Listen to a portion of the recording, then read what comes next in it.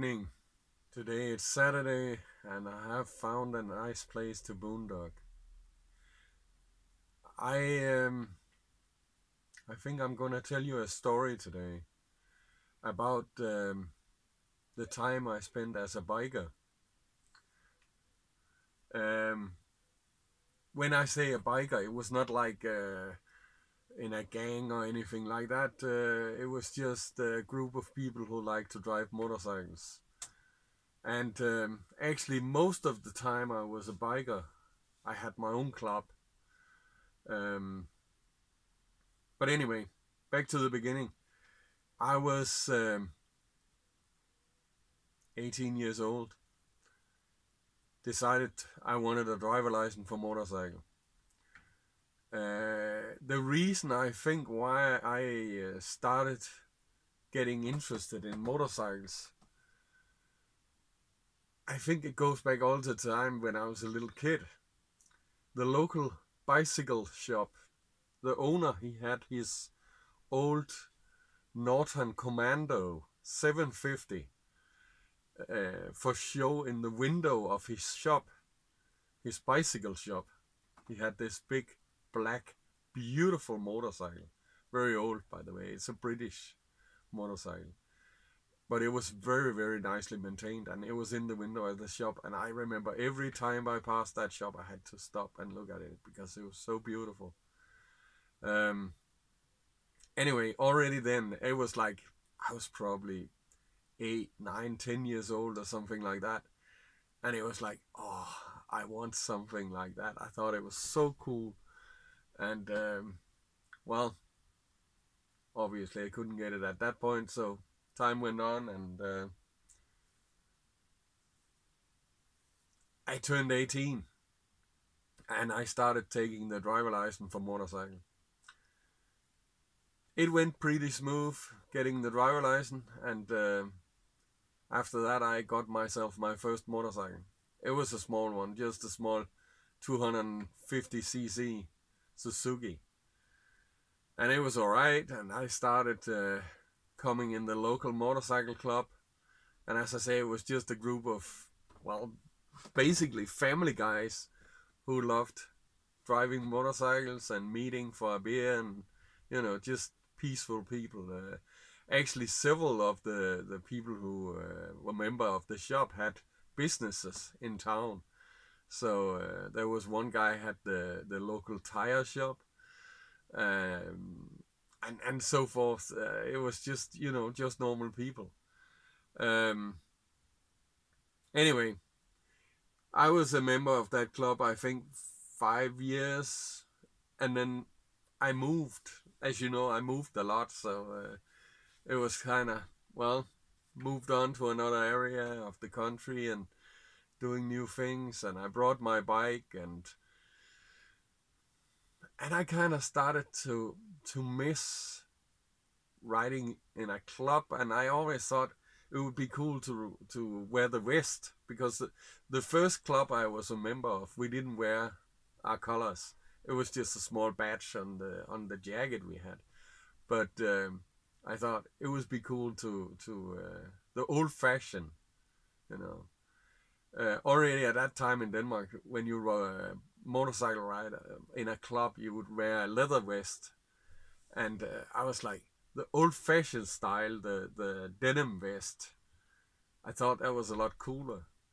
But I didn't find any clubs in the area that I wanted to be a member of, and also, I wanted my freedom. I didn't want to be limited to one club. So I started my own club, my first club. I've had 3. But my first club, I still have the colors. I still have my vest from my first club. Um, I made up the name. I made up the picture on the back of the vest and everything myself. And I drove this vest for a lot of years, and I really enjoyed it. And people got to know me because I went to a lot of bike meetings. Let's see if I can show you the vest. Let's see. Yeah, there you are. And as you can see, all the small badges around the name, that was friendship clubs. You know, all the clubs that I visited, I would get one of these badges. And then when I went to bike meetings, we have this tradition in Denmark. I don't know if bikers could do in other countries too, but in Denmark we have this tradition when we go to a bike meeting, the club that arranged the meeting, they will have small metal badge made so you can buy that shows you've been to that meeting. And well, this vest has been to a lot of bike meetings. You see, there's just numerous of these metal badges, and it's quite heavy. As I say, I went to a lot of bike meetings, and people got to know me. All the other bikers, they were like, no matter where they went, I would be there, you know. So I meet the same people again and again, and I became kind of a familiar person around in the biker community, and it was really cool. I enjoyed it, and everybody knew that I was driving my own club, and there was only me. I was the only member, and it was just a lot of fun.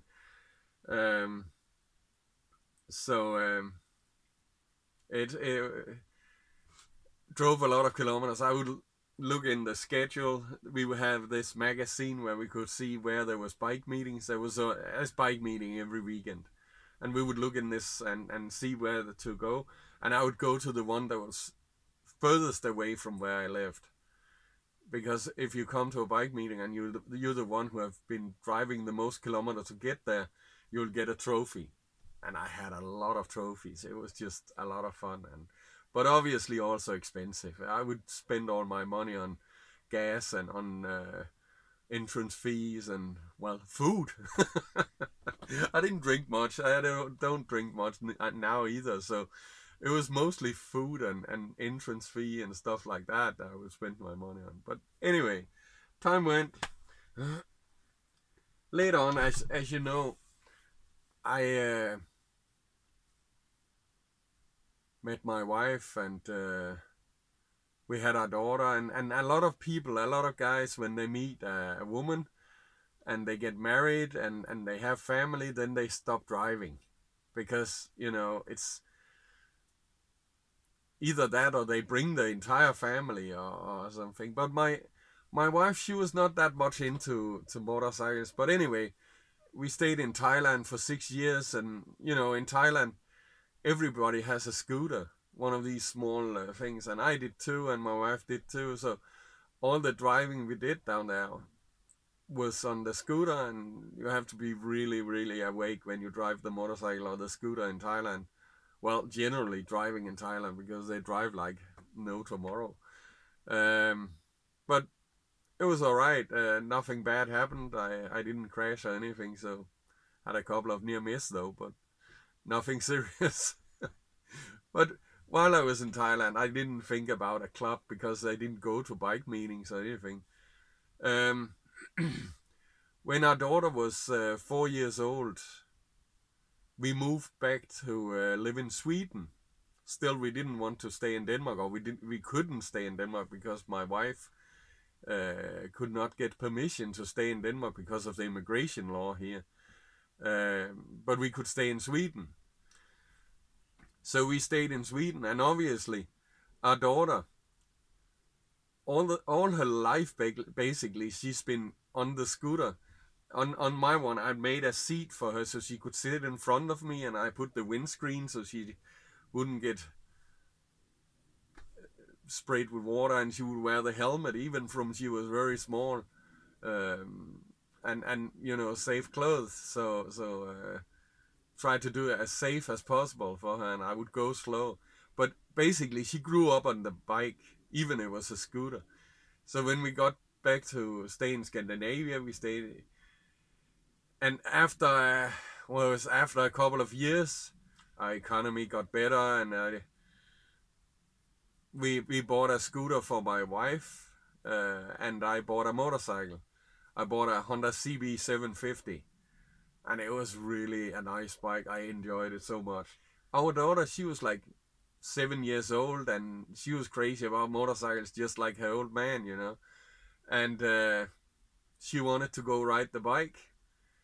And then I said to her, but if we are going to go to bike meetings, because I had been to some, and she was like, oh, can't I go, Daddy? I want to go to bike meeting with you.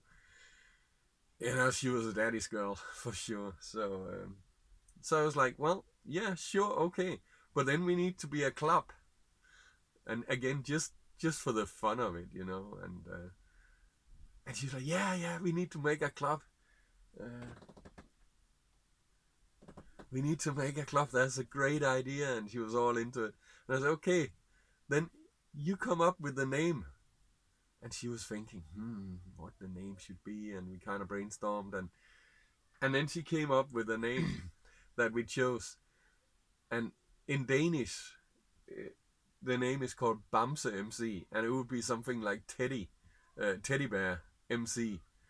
And I thought it was fun because, you know, I didn't want it to be anything scary, and more like a joke, making fun of the, you know, the very serious bike clubs and stuff like that, just to show that this is pure fun.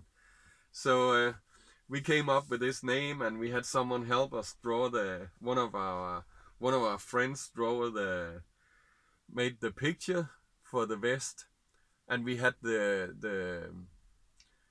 we had it stitched on the back of the vest. And I still have my daughter's vest, and I have my own one, but I'm gonna show you my daughter's vest. And it's here. So it say Teddy or Bamse, Teddy MC. And then these two teddies on a motorcycle. And we thought it was pretty cool, and then of course I called my daughter Mouse, and I say right here, you can see, and then a couple of patches from some bike meetings, and there was a bike meeting from another club where it was a stitched patch. So it was really cool.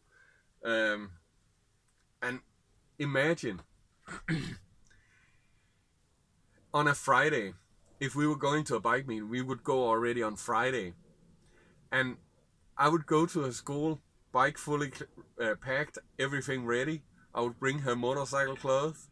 She had fully suit, helmet, glove, boots, everything. And then of course her vest. And I would go to the school, and she would put it on. And she would walk across the schoolyard. Like, very proud, you know. She was walking right next to her daddy, and I was wearing my vest, and she was wearing motorcycle gear, and we would go to the bike, and she climbed up on the bike by herself, and we would take off, and all the boys and everybody would be like, oh, she's a biker. It was so cool. It was so cool. It's not normal well, a little bit more in Sweden than in Denmark. In Denmark, there's like no kids wear the vest. Only adults, and I thought it would be so cool if she did. And she enjoyed it so much. She was so proud when she wore it, and it was just like, yeah, that's the right thing. So we had a lot of fun going to bike meetings, and of course I would choose some quiet bike meetings. I knew the places, I knew the clubs and everything, so it was not problem for me to choose some quiet places and bike meetings where I knew that it would be alright to bring her stuff. And actually, it's kind of funny because when people hear about bike meetings and about motorcycle clubs and stuff like that, they think, oh, they're so tough, and they fight and they beat each other up and stuff like that. But seriously, in my 30 years of driving motorcycle, I've seen 2 fights. And to call it fights would not even be right, because it was like scuffles. There was just starting, and right away people would stop the two who were about to fight, and they would tell them to stop that and just go sit down and have a beer, chat up. You know, we just don't tolerate it. You know, it was like we didn't ever call the police. We never needed to, because we took care of everything ourselves. If someone was angry, we would talk to him and he would calm down and problem solved. So, as I say, in 30 years, two kind of starting fights. That's it. But if I would go out on town here in Frederikssund or anywhere else, I would see several fights each night, you know. So actually, bikers, we are very peaceful people. And yeah, I say we because I still see myself as a biker. I don't have a bike now. Well, as I told you before, because of health problems, you know. But I'm still a biker. Yeah, inside I'm still a biker, and I will keep my vests forever.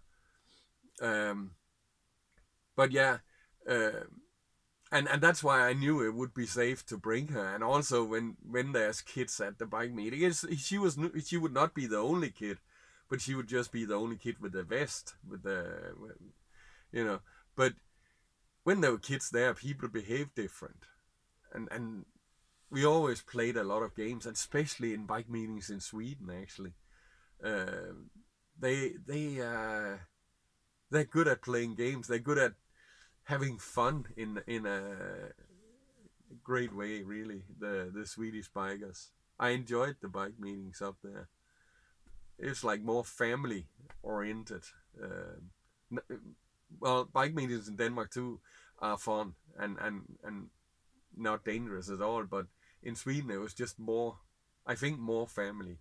At least those bike meetings I went to. So, but yeah, it was some wonderful years, and she grew up, and you know, she enjoyed the bike meetings so much, and everybody knew who she was, and everybody would.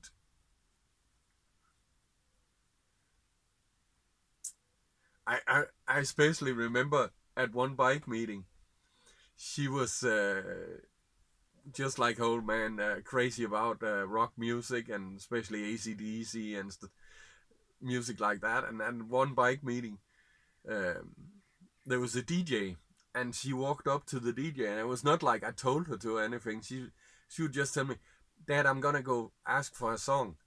And I was like, "Yeah, sure, go right ahead." And I think she must have been, I think she was 8 or 9 years old at that time. She, she went up to the DJ and asked to hear uh, Highway to Hell with AC/DC.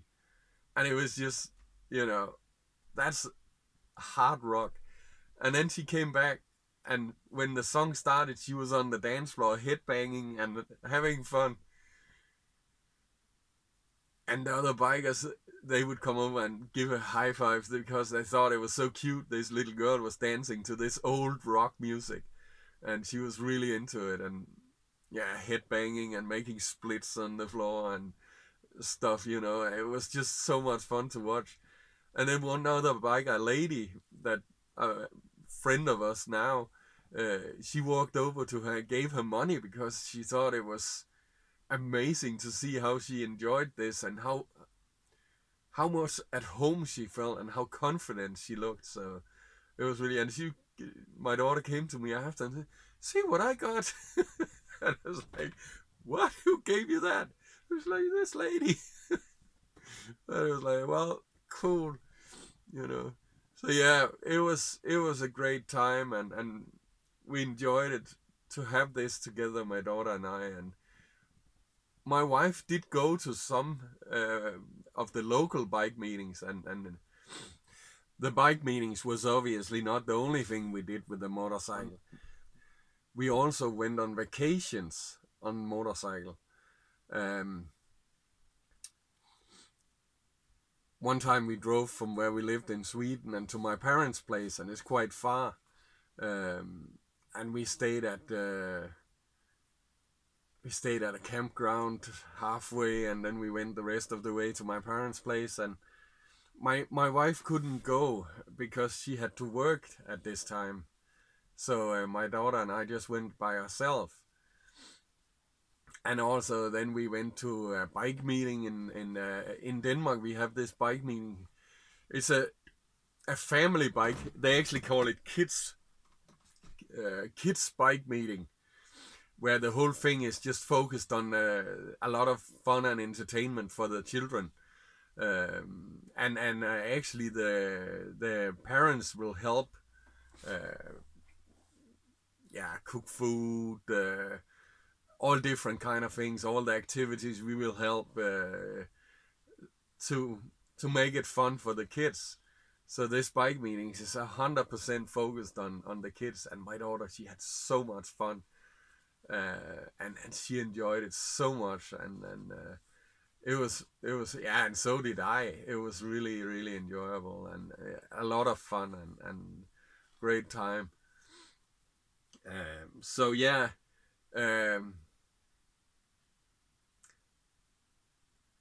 it was, and you know, people would be like, but it's very dangerous to drive with a kid on the back of the motorcycle. And well, yeah, obviously there are some dangers, but though I would drive on the quiet roads, I would drive slow, follow the traffic, never go above the speed limit when she was on the bike. Basically, I don't. Even she's not on the bike, I wouldn't do that because I don't want to pay the speeding tickets. Um, but yeah, and obviously she would wear safety gear. So so it was a lot of fun, and it was great time. And I always enjoyed driving my motorcycle, no matter the weather. When I was younger, I would drive the motorcycle in the snow and yeah, rain, whatever. I never, how to say, when I had planned a trip, I never canceled because of weather. Never. I always went, no matter how the weather was. I've been driving from my parents' place and back to where I studied in a snowstorm. I gone to visit my parents where it was 14 below, uh, 14 below zero, and hard frost and very cold. And I would arrive, and my hands and my lower legs would be numb from the cold. And obviously that's what kind of got me later on in life, where the health is, well, I have problems with arthritis in my neck and my knees and stuff. And obviously it's because of all the cold weather driving. But it's just, yeah, I never regret, never ever, because it's I I would recommend, if I talk to young guys who are driving motorcycle, I always tell them, make sure to stay warm, because the body is it doesn't tolerate all that cold wind. It's just the driving experience, the freedom of driving motorcycles. And then, as you know, I had these problems with my health, and I had to sell my motorcycle. Basically, the doctor told me that I had to stop driving. I had to stop driving every day if I wanted to drive sometimes. That was basically his message. So, well, I stopped, but also because I could feel it, especially in my neck. You know, when you're driving, the wind push on the helmet, and you kind of have to strain your neck to push your head against the wind. And when I came back from a trip like that, my neck would be busted. It was so painful, and it was just not worth it. Um, I think I mentioned it before. I lost my daughter and my wife.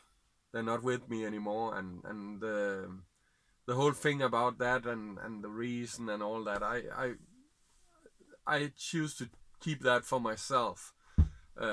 That's not for YouTube. I'm sorry, um, but that's just the way it is. But anyway, it's I have some wonderful memories from my time as a biker, and I have some very precious and wonderful memories from my time as a biker with my daughter. Um, and